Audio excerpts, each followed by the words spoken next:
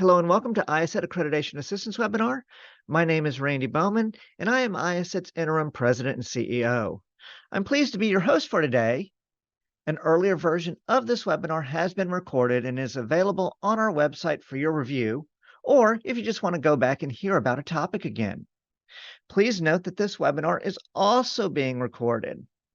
Before I pass this presentation on to our presenters, I'd like to take a few moments and walk you through some of the key features of our platform Zoom in order to help you get the most out of your experience today.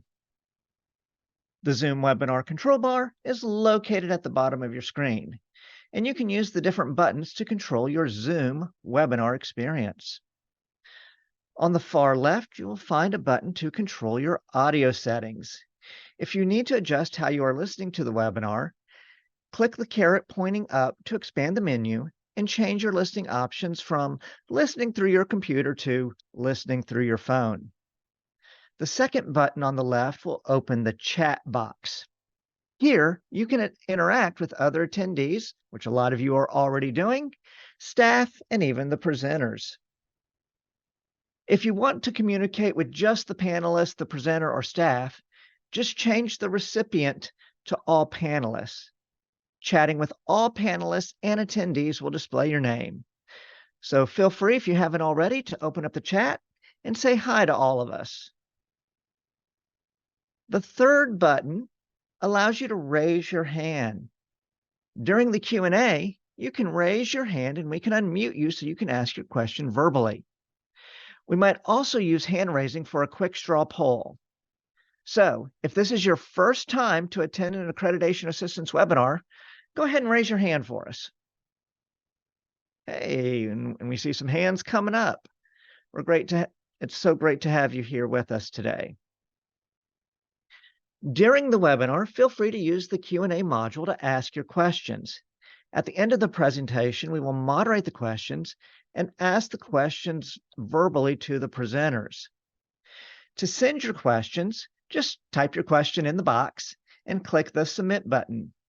Other attendees will be able to see your question, so if you want to protect your identity, click the Send Anonymously checkbox. Now, sometimes a host or panelist is going to go ahead and answer your question via the Q&A box, and when they do, the answer is going to appear right below the question. Other questions we're going to save to the end of the presentation to be verbally asked to the presenters. We're happy to let you know that we have several accessibility options available for both those who are hard of hearing in a noisy environment or who may need language interpretation services. The first accessibility option is captioning. If you're in a noisy environment, are hard of hearing, or who need to view a transcript of this webinar in another language, you can click the Show Captions button to turn on captions. Captions and translated captions display at the base of the screen. Clicking the caret in the top right corner of the Show Captions button reveals a menu where you can choose different options. So to receive captions in another language, choose the appropriate language in the Translate To section. There are additional languages under the More section. We have learned and heard feedback from learners that many of them find clicking the View Full Transcript option and opening up the transcript in a new window to be an easier way to follow along, especially when the translation is happening. Please note, these captions are completed automatically by Zoom's artificial intelligence algorithm, so they may not be 100% accurate. The second accessibility option we are providing is live interpretive services provided by a human being. We are currently offering live translation for the hard of hearing community who needs American Sign Language interpretation. For those who need access to the American Sign Language interpretive services, we're happy to have Ashley with Willamette Sign Language Services here to help. So to follow along with her, click the interpretation button and choose American Sign Language option under the watch screen. A new video window will appear where you can see the ASL interpretation. Finally, If you do need to exit the webinar, you can just just click the leave button to quit. Now that we've prepared to engage, I'd like to take the time to introduce you to our presenters for this session. On our webinar today are IACET's Chief Accreditation Officer, Dr. Karen LaMarche, and Dr. Kevin Perry, one of the IACET commissioners. Glad to have you guys here today. Now that we have all the administrative information out of the way, let's get to the meat of why you are here and learn about the process to become an IACET accredited provider.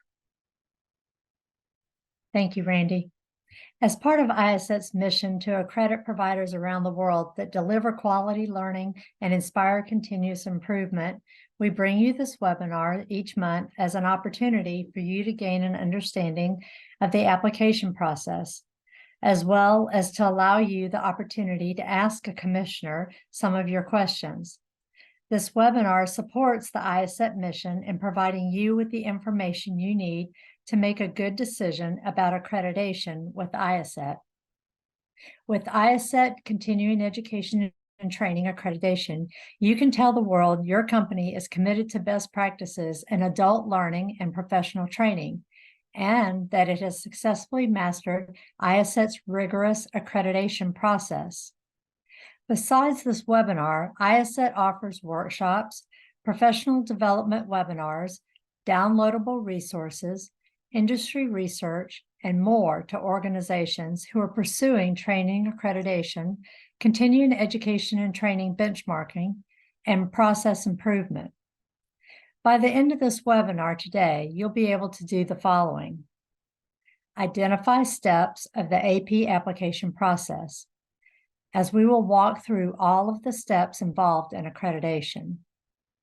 You'll be able to list the document requirement types for the initial and renewal application. We'll give you a description and a couple of examples of each type of document. You'll be able to identify the location of additional resources available to all the applicants. And you'll be able to plan for next steps in the application process. We encourage you to take a moment at the end of this webinar to jot down your next steps for your organization. To be clear, these learning outcomes are provided to also exemplify that any learning event should have learning outcomes that are compliant with the IACET standard and that are SMART: specific, measurable, achievable, realistic and relevant, and time-bound. The standard and application are bundled together, and those are available on the website for $495.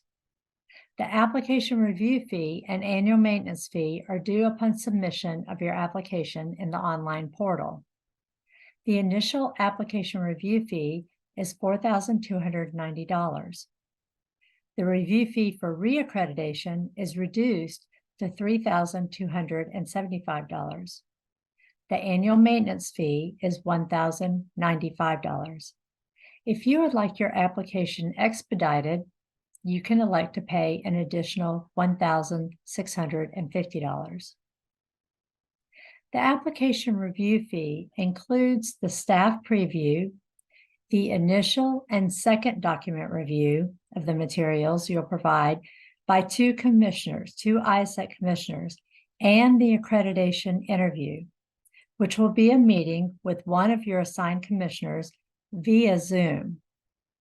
Please note that if a third review is required, there is an additional review fee of $450 for this final review.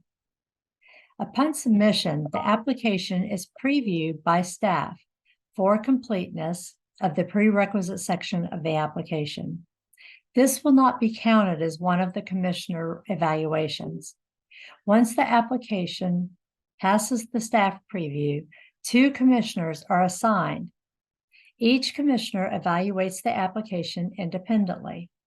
After that, the commissioners will consult each other throughout the remainder of the process. After the initial application review, the commission will either approve for an accreditation interview, or they will request additional information, which is quite common. Keep in mind that 95% of the applications are sent back after the commissioner's initial review. If the first two reviews do not answer the commission's questions, the third and final review will take place and requires that additional fee of $450. Now let's take a look at the timeline. Step 1, upon your first submission, your application will be with our staff for the preview.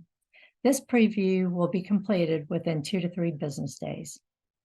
Step 2, the application will either be returned to you for additional information or it will be sent to the commission for evaluation. Step 3, once the application is assigned to 2 commissioners, there is a 15-day turnaround to either send the application back to you or schedule an accreditation interview. During this phase, there is also an optional phone call that can be requested by you or the commissioners. Once you get the feedback from the commissioners, and before you resubmit the application to the commission, you may request to talk with them about anything in which you need clarification. Step 4. Most likely, the application will be sent back to you in Step 3. When that happens, then in Step 4, you will have an opportunity to revise and amend your documentation before the second submission to the commissioners. The second submission review will take less time. Typically, the second review will result in you being approved for your accreditation interview.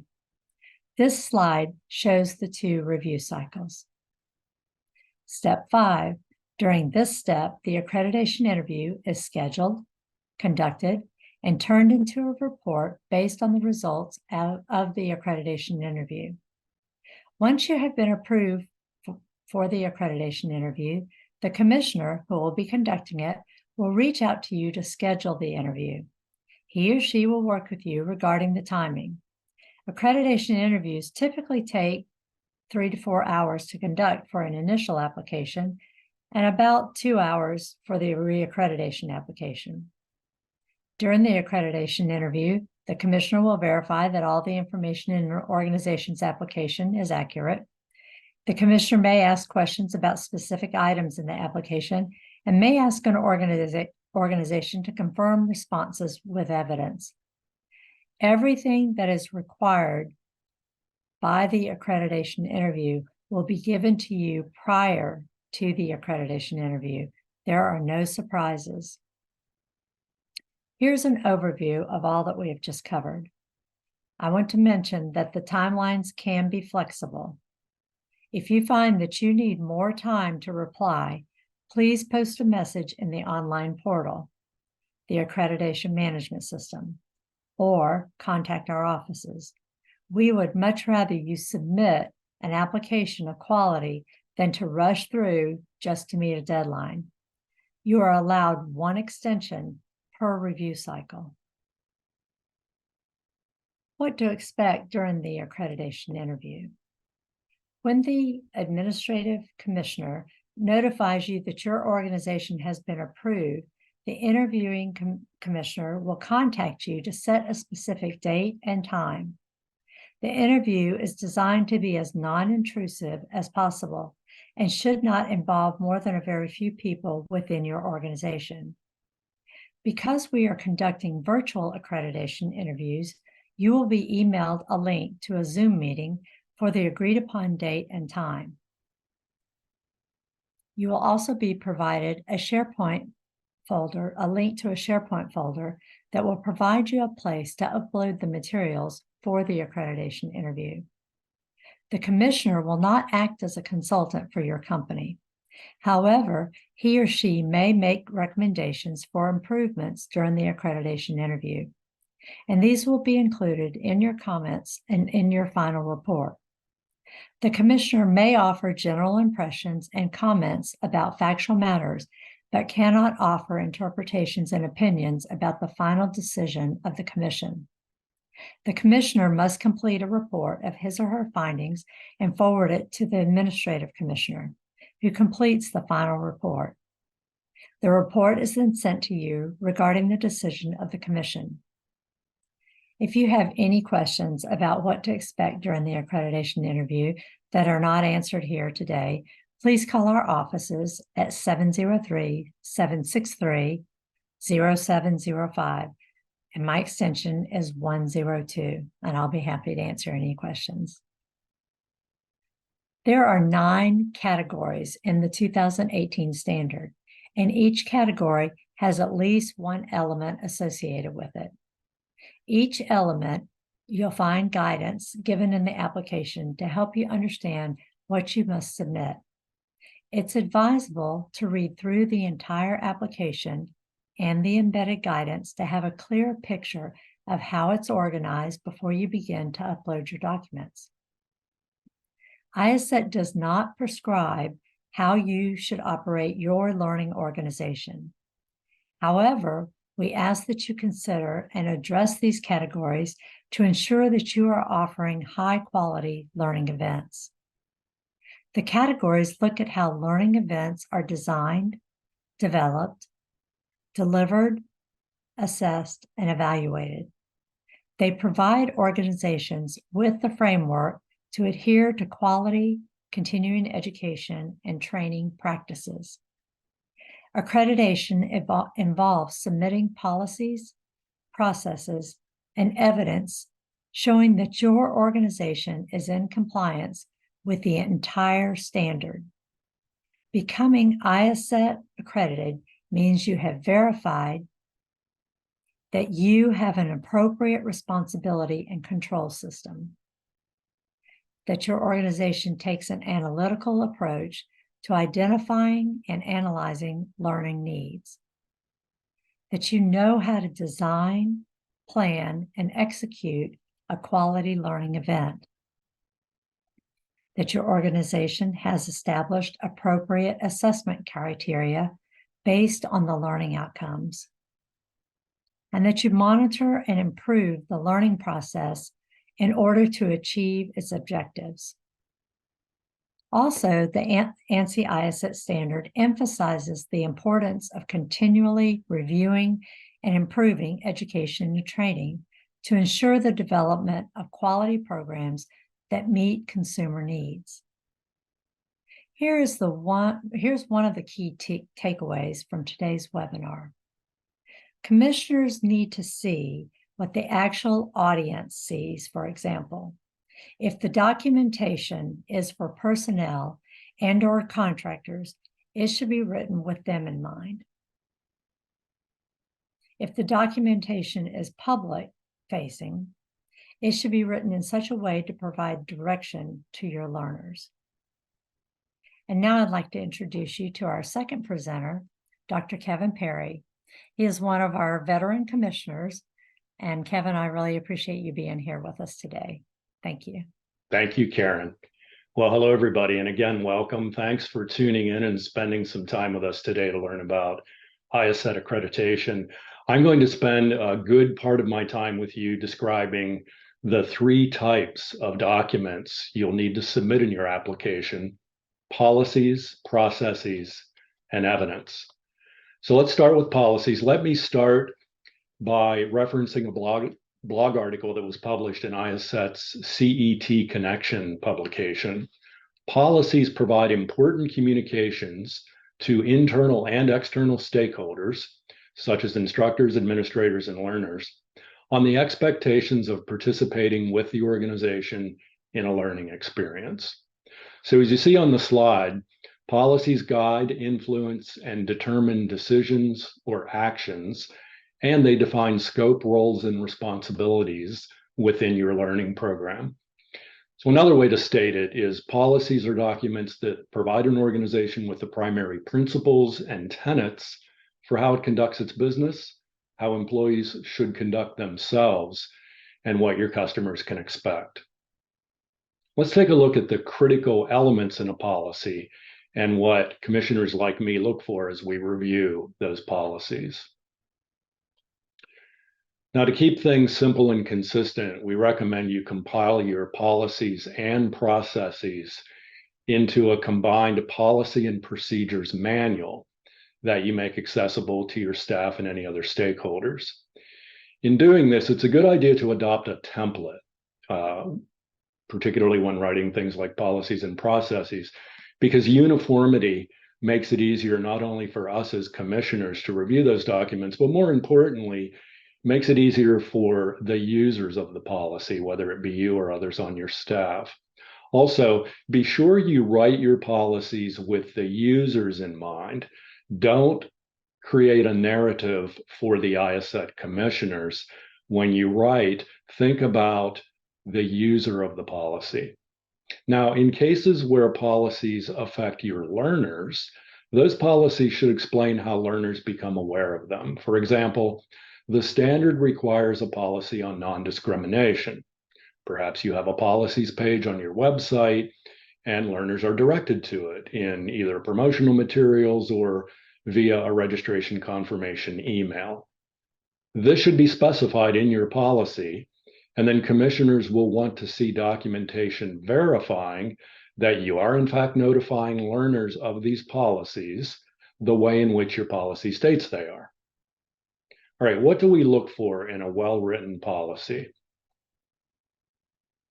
So we first look for dates of adoption and revision. A policy should be current, and the format should include a version control system where the original effective date and the dates for any changes to the policy are recorded. Now, incidentally, all policies and processes must be in place for at least 3 months before you submit an accreditation application. And commissioners will look to verify this by looking at that effective date on each of your policy documents. Approval and owners. So that refers to who is responsible for the policy and who enforces it. Is there someone different who approves the policy? You can see on the example here that it includes sign-offs for the person who prepared it, reviewed it, and approved it.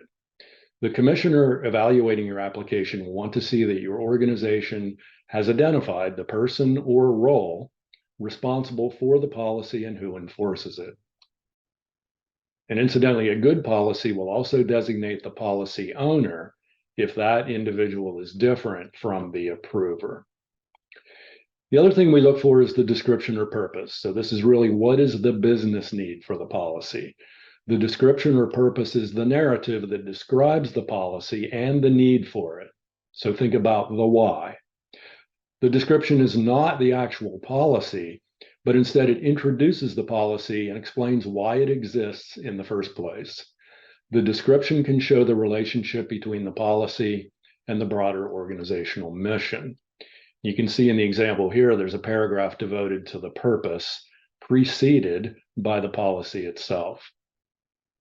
Another thing we look for is standards and definitions. So, it's possible you may have policies that include terms that are specific to your organization or industry. These should be defined to make sure all users understand what they mean. Also, consequences of non-compliance. So what happens if the policy is violated or breached? It's good practice for policies to include the details for reporting any violations and the consequences of the breach. And as mentioned earlier, who is responsible for enforcement? And finally, just a comment about the length. The policy does not need to be a large, overly detailed document. Often shorter is better, as there is less left to interpretation. However, essentially keep in mind that the policy is not the process or procedure required to implement. The application requires about 6 policies, and along with that, evidence that they are being communicated to learners or acknowledged by appropriate personnel. Okay, now that we've covered policies, let's turn our attention to the next type of documentation you heard me mention, your process documents. So IACET accreditation requires you to submit written processes that explain how you manage your organization. While evaluating the application for accreditation, the IACET commissioners will expect your process documents to include what you see here on the slide, an introduction overview, which is the process objectives, the description of the process, why it is needed, and when it is performed. Responsible parties. This is the position assigned to the task, and that position should also appear on your organizational chart. Inputs and outputs, that refers to what is needed, whether it be data or some other kind of information, to be able to perform the steps in the process, and what reports, checklists, or other documentation might be produced as a result of following these procedures. For example, a process on how you analyze your learning events for effectiveness and ongoing improvement, the inputs might be course evaluation summary results that are stored in your LMS, and an output might be a report that is emailed to instructors and other stakeholders. The procedures. This is the sequence of activities that make up the process. This is the step-by-step instructions provided to an employee to complete the process. And then finally, the tools. These are the tools used to complete the process. So these can be things like checklists, templates, other forms, or perhaps an LMS that is required to follow the procedures. If a process utilizes any tools like these, a blank copy of the tool should be included at the end of the process document. When it comes to evidence, you'll need to submit completed versions of these tools.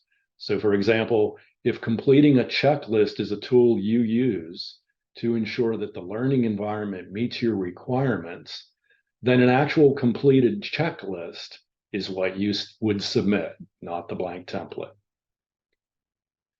The other important thing about a process is that it should also explain the who, what, when, how, and with what tools. So in other words, who does what, when, or by when, how, and with what tools. Commissioners will examine each process and verify that all of these components are included. And if it is missing one, such as the when, commissioners will very likely return the application to you and ask you to resubmit a revised process. Now, many organizations choose to represent processes by way of flow charts. And while a flow chart can be a useful part of a process document, for most organizations, it just does not contain the level of detail needed by IACET. A flow chart can give a useful overview of the process, but rarely can a flow chart contain the required level of detail alone. So it would not be best practice to submit only a flow chart to illustrate a documented process. The flow chart can be the overview to help the organization identify the necessary steps or boxes to detail in a more narrative style of document. For IACET accreditation, the process document must contain that more specific procedural level of detail. Again, the who, what, when, how, and with what tools. And again, just like policies, all processes must be in place for a minimum of 3 months prior to submitting your accreditation application. Let's take a look at another example of a documented process. You can see here there are fields for the author and approver dates, the responsible parties, the version control system. It specifies the person responsible for executing the process, which again is the who. Then you can see the step-by-step procedure. There are actually 19 elements in the standard that require written processes. So this is an area where you'll likely spend a good deal of your time preparing your accreditation application for submission. All right, now that we've covered policies and processes, let's discuss evidence, which is what you submit to verify or prove you are carrying out your policies and processes as you've written them. Where evidence is required in the application, it must be actual evidence that was produced during or as a result of following the policy or process as you describe them. For example, if a form or checklist is used to implement a process, the evidence you submit is an actual completed example of that form or checklist, not the blank template. So here are some other examples of evidence. Your process for how you communicate important information to the learner prior to the learning event. This is element 2.3 of the standard. And that might involve sending an email to learners after they register. which is very common, an email confirmation letter. So again, you would submit an example of that email that is sent to an actual learner on a specific date, not the email template. Pages or excerpts from a handbook or manual might also be used as evidence. In this case, we would ask that you please highlight or somehow draw attention to the specific information you're directing commissioners to evaluate. If you submit a large, lengthy document and leave it to us commissioners to find what you want us to see, you run the risk that we won't be able to find it and we'll get frustrated and just return the application to you asking for clarification. And by the way, you can always redact identifying information in any evidence, such as specific names or other identifiers. And by the way, the IACET Accreditation Management System requires that you prepare evidence documents in PDF format before you upload them as part of your application. There are 33 standard elements that require evidence of documented policies and processes. So again, this is where you may spend a great deal of your time locating and compiling your evidence, including converting them to PDF. Okay, let's turn our attention to exemplary learning events. The IACET accreditation process requires that you choose as many as 3 learning events that will be used as evidence to support categories 4 through 7 and 9 in the standard. And you may remember from Karen's presentation, those are the instructional design, delivery, and evaluation categories of the standard. So these exemplary events will be the basis for additional evidence throughout the application. Now, as you go through the application, you'll run into the term learning event. This is a term used to incorporate the wide range of event types or course types that can be implemented by you as providers.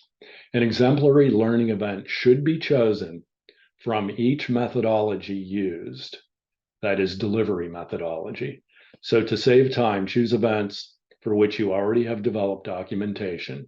The events used as evidence should be representative of, again, all the delivery methods used by your organization. And we're going to talk about those delivery methods here in a second.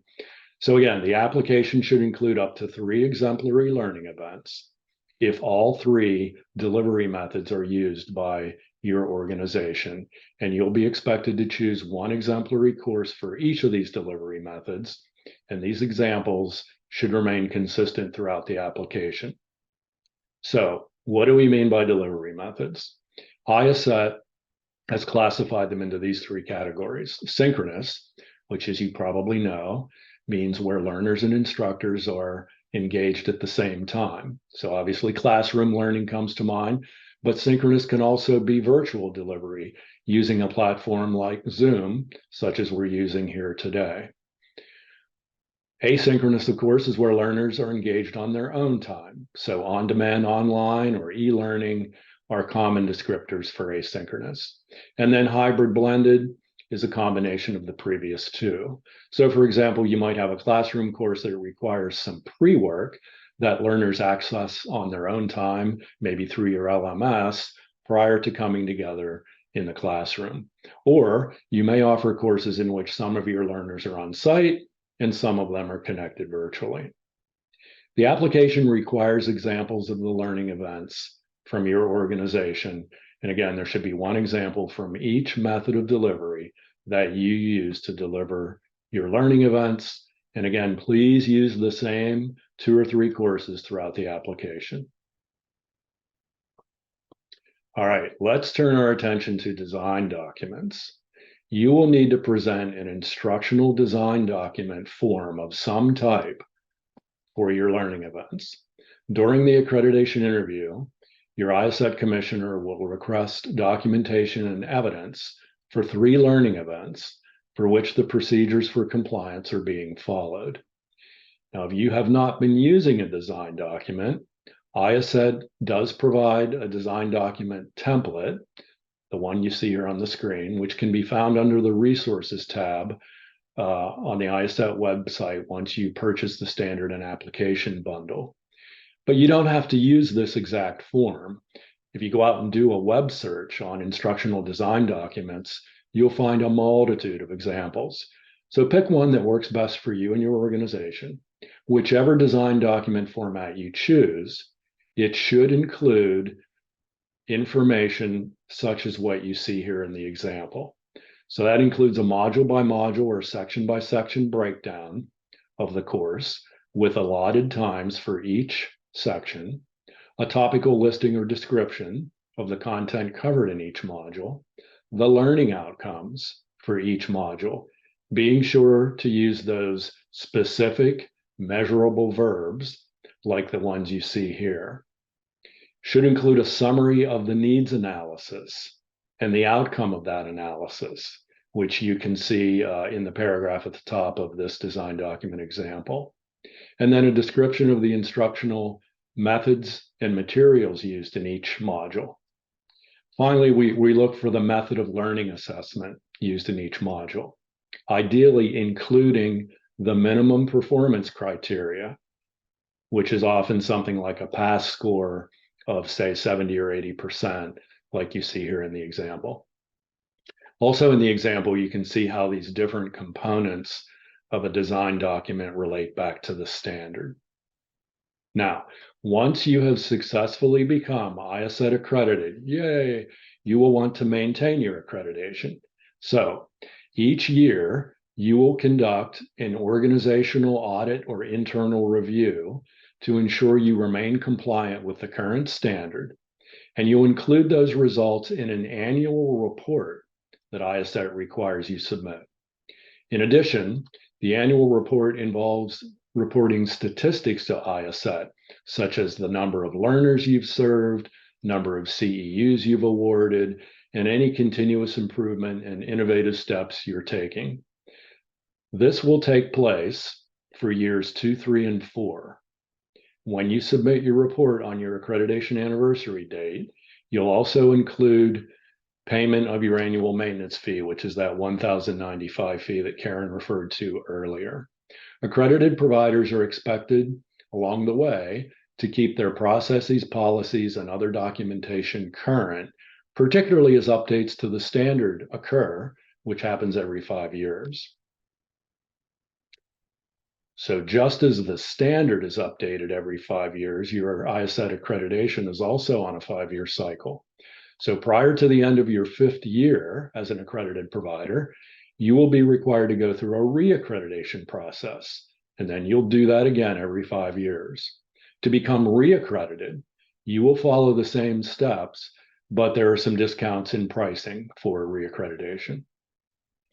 So let me close by sharing some accredited provider application tips that apply to both initial and reaccreditation applications.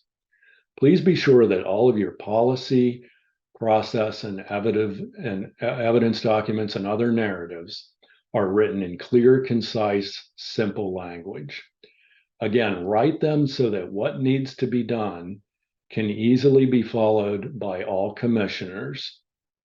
Adopt a templated format and use that consistently throughout. Also be sure to include a version control system on your policy and process documents. So again, this was effective date, revision date, who's responsible. And then in processes, please remember to describe who is responsible for doing what, when, how, and with what tools. Ensure that your application is organized. Attachments or evidence must be inserted in the appropriate field of the online application. And finally, please highlight PDFs and select excerpts with yellow highlighter or some other kind of indicator to help your commissioners find what you're looking for in your evidence.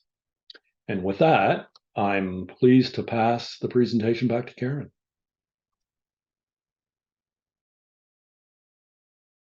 All right. Thank you, Kevin. So just to bring everybody up to where we are this year, 2018 is the standard that is current right now. And every 5 years, ANSI accredits IACET as a standards developing organization every 5 years, just like anybody who gets IACET accredited you are reaccredited every 5 years. So IACET will publish a new ANSI IACET 2023 standard for continuing education and training this year. We believe it will be ready, we think about November. It has gone through the process, and in fact, Kevin was on the consensus, the standards consensus body, and chaired that group. And I believe it has been submitted to ANSI. We're waiting on the approval from ANSI now, and we are hoping that in November we can actually publish it. We were shooting for November 1st, and it will replace the 2018 standard. So applications will be ready in November, hopefully November 1st. The deadline to submit a 2018 application is December 31st, 2023. So if you have an initial application that you purchased and it's a 2018, typically you would have 1 year from the date of purchase to submit that application. The way it's going to work this year is you'll have until December 31st to submit it. However, if it's later in the year, like, you know, June or July, and you see you're going to come up to the end of the year and you don't believe that you're going to have it finished, when we actually publish, say it is November 1st, when we publish the new version, the 2023 version, and you have an unsubmitted 2018 application, automatically you're going to get a copy of the 2023 application in your portal. So you'll get that application automatically at no cost. You're going to get that in your portal. If you choose, you say, okay, well, we're going to go ahead and switch over to the 2023 application, and you want to use that 2023, you do not have to submit that by the end of 2023. You don't have to submit it by December 31st. You'll actually have the remainder time that you would have had on your 2018. So say you purchased it June 1st, you would have until June 1st of 2024 to submit that application. So you'd have the remainder lifetime of that application to submit the 2023. So if you'll read this slide right here very carefully, all that should make sense. So all applications submitted on or after January 1st, 2024, you're going to use the 2023 application. And I don't know if there's anybody on here that's doing reaccreditation, but anybody reaccrediting, you'll be using the 2023, unless, of course, you've got a 2018 reaccreditation application and you can get it submitted by December 31st, you can use your 2018 reaccreditation application and you can get that submitted. Even if you are reaccrediting and your accreditation deadline is June, July, later in the year in 2024, you have to submit it 90 days earlier because you have to get through the review cycle. And you don't want to, you have to get through the review cycle before your accreditation expires. That's why you have to submit it 90 days earlier. You will pick up, your cycle always remains the same. So even if you have submitted it by December 31st, your accreditation will keep the same months. Your accreditation will pick back up on June 1st or July 1st or whatever your cycle normally is, and you won't have to repay your annual maintenance fee because you will have paid it when you submit your application. So I hope that makes sense. If it doesn't, you can call me or you shoot me an email. We'll give that information at the very end. But so I hope that makes sense, and we can answer questions at the end. All right. Now I'm going to give the presentation back to our host, Randy. Thank you, Karen, and thank you, Kevin. We appreciate you guys doing, doing these webinars and answering these questions. So we do have some questions coming in today. One of the first questions we have is kind of about a process. So do you recommend is the best way to start the process? Is that to open the application up and just go question by question, dropping in that evidence? Or should someone compile all the documents, maybe outside of the system and then just come in at the very end and submit the documents then? What's your take on those two methodologies? Well, I'll jump in here. I will tell you that most people, they look at the whole application and they start building an electronic file and they start putting all their documentation in a file. And most people tell me that they create that electronic file on a shared drive. And hopefully they have some people working with them and helping them, because anytime you change something, they can change it on their own files, and then they start uploading information, a month or two or whatever, when they've got all their documentation together, because you want to be able to change it within your own files before you start uploading it. That usually makes it a little bit easier on you as you're managing it. But don't wait until the last minute, and don't wait until it's due in 1 week. As soon as you start getting your files together and you feel good about the documentation that you put together, start putting it in there. And the reason we have deadlines is because we all work better toward deadlines. But I would, get a feel for what the application's asking for, and don't save the hardest part to the very end. Tackle that early on. Assess what you've got, figure out what you need to do. Remember, Kevin said you've got to have these things in place at least 3 months. So make sure you look at those and make sure that you have them in place and put them in practice. And I'll tell you, even if you have a process and you've been doing it, but you don't have it documented, as long as you've been doing it, make sure you write it down, because you may have been doing it and you've got it. You have been practicing it. It just may be that you have not had it written down. You've even got the evidence that you've been doing it. Just make sure you document it and you write it down. Awesome.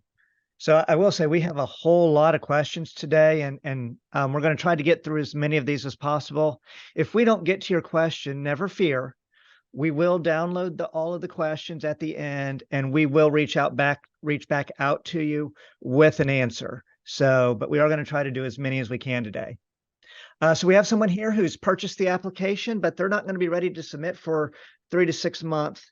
You did just mention an expiration date on the application. What if they're getting real close and they're not quite ready yet? Is there anything we can do to help them? Yeah, please call me and we'll give you the information at the end. And let's talk through it and see what we can do.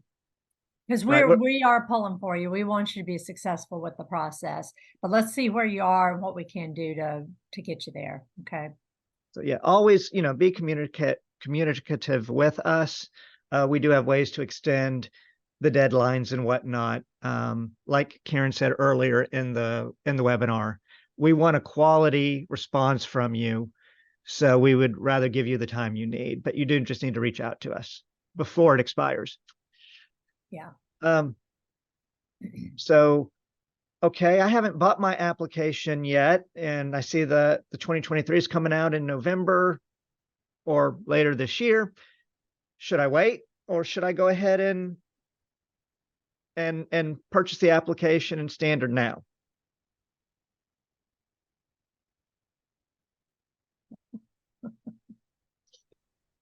Yeah, I mean, that's a great question. I think if you were to have a peek at the current standard and you feel confident that you're operating, you're organized, structured, and operating in adherence with the entire standard, you may be able to put on a scramble and get it in by December 31st. But in reality, most organizations probably don't adhere to each and every aspect of the standard. And so to that point, you probably would be better off just waiting to get the 2023 and proceeding from there. Would you agree with that, Karen? Yes, although a lot of what is in the 2018 is going to transfer over to the 2023. We've got a crosswalk that carries over, and a lot of it is going to map over. It's just not going to be in the same place because it's organized differently than the 2018 is formatted.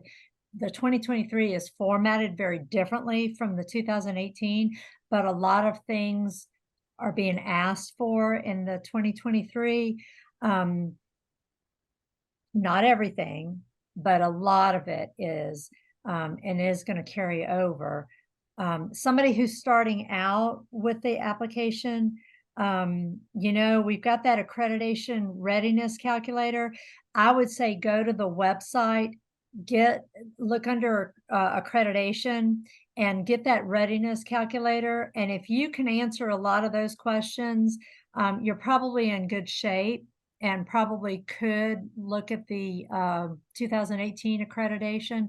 And you probably, if you score really high, you probably could go ahead and do the application. But if you've got if you're in that middle area, you might want to hold off. Yeah. Right. So I noticed somewhere it says that your organization must have been in business and operating under these conditions described for at least 1 year, but somewhere else it says you need to be operating for only 3 months. The organization needs to be in business for a year. The policies and process have to be in practice for 3 months, because we're going to ask for certain very specific policies and specific processes. And then you're going to have to provide evidence that these policies have been communicated or acknowledged, or that these processes have been conducted. And you're going to have to provide the evidence. And so if they haven't been in practice, then you have to create them. And then we need to see that you can actually carry them out and have some kind of evidence. And if you sit around the table and with your colleagues say, oh, well, okay, we're going to be able to do this. This is what we think we should be able to do. And you're too ambitious, or maybe you're not ambitious enough, and you put together a process, and then you actually implement it, and you find out, oh, well, no, we can't do this. We think that 3 months is actually a good enough time for you to actually put it in practice, try it, pilot it, and see is this a good process or not. And so that's why we put that 3-month time period in there. And we got 2 kind of related questions. Does my organization need to be incorporated, or can I accredit as a sole proprietor? And then what do I need to provide to prove my business has been operating for at least 1 year? Kevin, you want to take that one? Yeah, so there are a variety of pieces of documentation that can be used to verify that you're a legal entity. Sole proprietorship, I have to admit, off the cuff, I'm not exactly sure about that one, but typically we see things like LLC documents or documents that are stamped or signed by some government entity. Yeah, you have to show that you are you have to show legal documentation that you are a viable business, that you for other businesses, we have to see incorporation papers or something like that. We have to see some kind of legal documentation that you can function as a business, and not tax forms. Those are not valid, but we have to be able to see that you are legally a business. But sole proprietor, you can do that, but we have to see some kind of legal documentation that says that you can conduct business. So one last question, and then we'll the rest of these we'll try to follow up with after the webinar. Does IACET decide how many credits each course is worth? How are credits for each course calculated? I This can is take the a stab one. at This So, is the one place where we will tell you how to do business. yeah. We So, will tell you how to calculate CEUs. right. This relates to an actual element in the process, or an actual element in the standard that requires a process for how to calculate CEUs. But the standard then goes on to outline exactly how to do it. So if you're not familiar, a CEU equates to 10 hours of instructional time. And when you when you create a design document for a course, you add up all the time, module by module, you get a grand total of minutes, and then you divide that by 60 to get number of hours. And if it's 10 hours, that's one CEU. If it's something less than 10 hours, then it's a fraction of a CEU that is rounded to the 10th.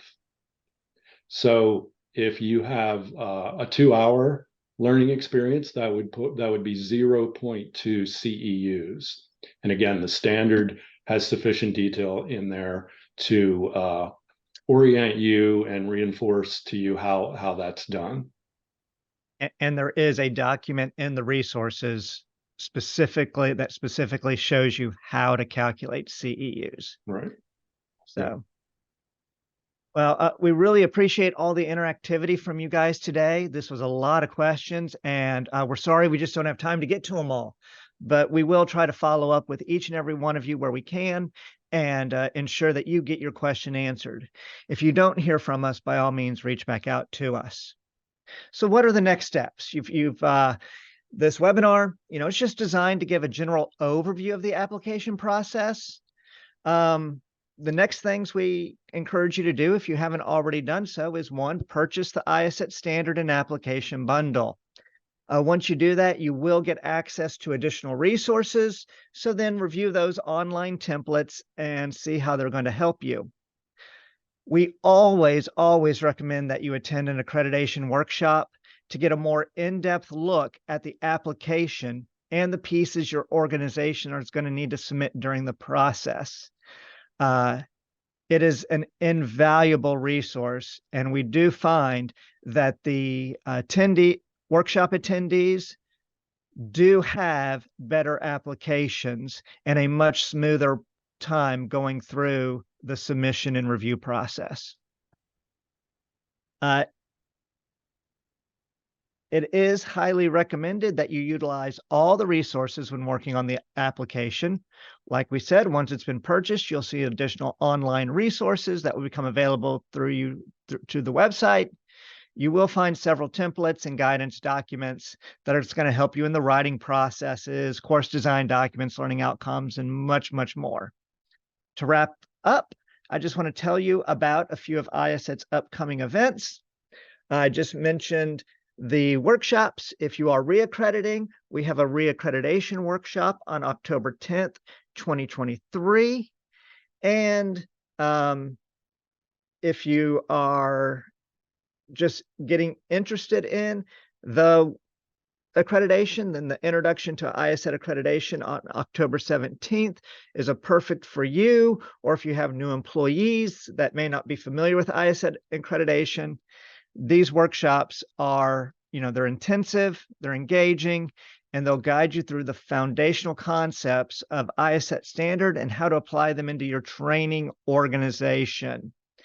Attendees of this webinar today receive a one-time $50 discount on registration fee for any workshop. Just email Karen at Karen at Karen@IACET.org to get your discount code. So besides the workshops, we do have professional development experiences.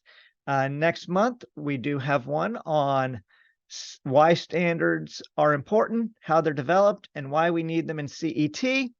I'm going to be moderating that with our panelists, Ty Beard, Karen Athanas, and Sherrard Jones.